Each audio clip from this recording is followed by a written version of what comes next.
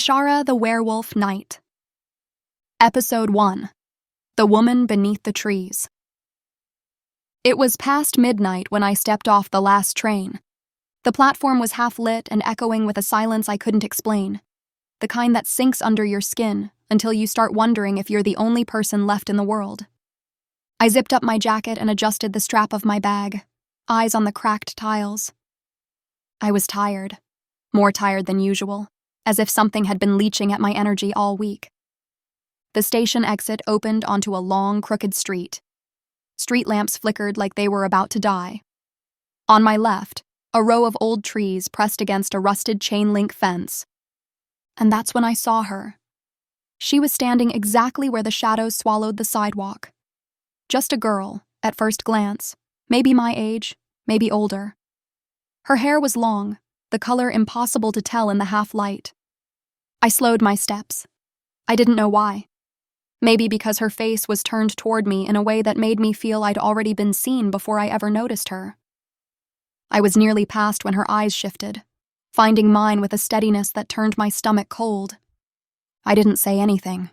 Couldn't. She didn't smile. Didn't blink. "Down to the ground," she said, her voice flat. "And don't you look away." It wasn't the words that made me obey. It was the certainty behind them, like she'd already watched every version of this moment in 100 timelines. I swallowed, my breath fogging in the cold. "Who are you?" I tried to ask, but my throat locked. She tilted her head. "I've been watching you for a year," she said, "and for about a couple days."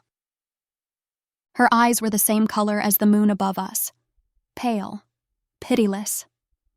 "If you run," she continued, "you'll die before you make it to the corner." I believed her. "Why?" I whispered.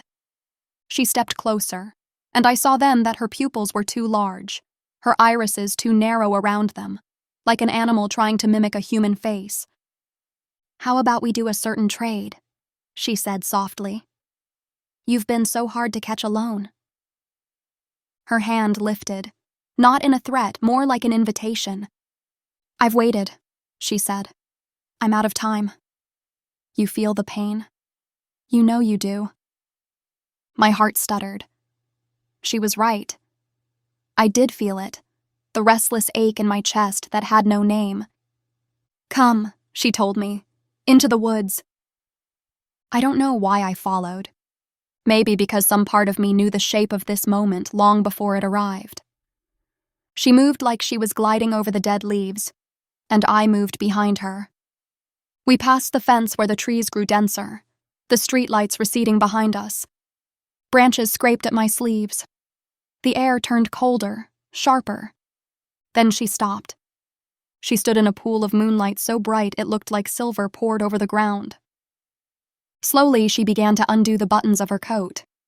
I looked away, some instinct telling me I wasn't meant to see.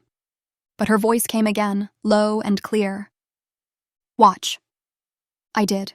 Her coat fell open. Her arms, too long now, stretching as if pulled by invisible hands, were covered in black fur that shimmered only when the moon hit it. Her back arched, bones cracking, reshaping.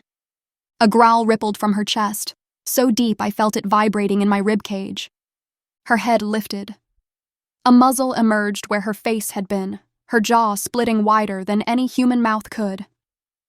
The last of the human shape fell away. She stood before me, 10 feet tall, a wolf humanoid outlined by ancient trees. And then, her eyes opened fully. They were deep black. Black like a pit with no bottom. Black like every memory you tried to bury. Black like they could stare straight through the mask you spent your whole life wearing, past your lies, past your excuses, straight into the brittle place you didn't let anyone see. When those eyes found mine, I forgot how to breathe. The last of the human shape fell away. She stood before me, 10 feet tall, a wolf humanoid framed by ancient trees. And in that instant, some buried part of my memory lurched awake. I thought of the Egyptian murals, of the record keepers whose warnings were dismissed as superstition. I thought of all the stories buried under ridicule, stories that were never stories at all. I thought of all the stories the old civilizations left behind, carved into stone and hidden in libraries the conquerors burned. I thought of the professor who once told me, "The faster you catch on to the tangible correlated truths, the faster you see the irrefutable cause and effect, the faster you remember." My legs went weak. Her deep black eyes never wavered. They were a mirror, a warning, and an invitation all at once. I understood then that she was never trying to kill me. She was trying to wake me up.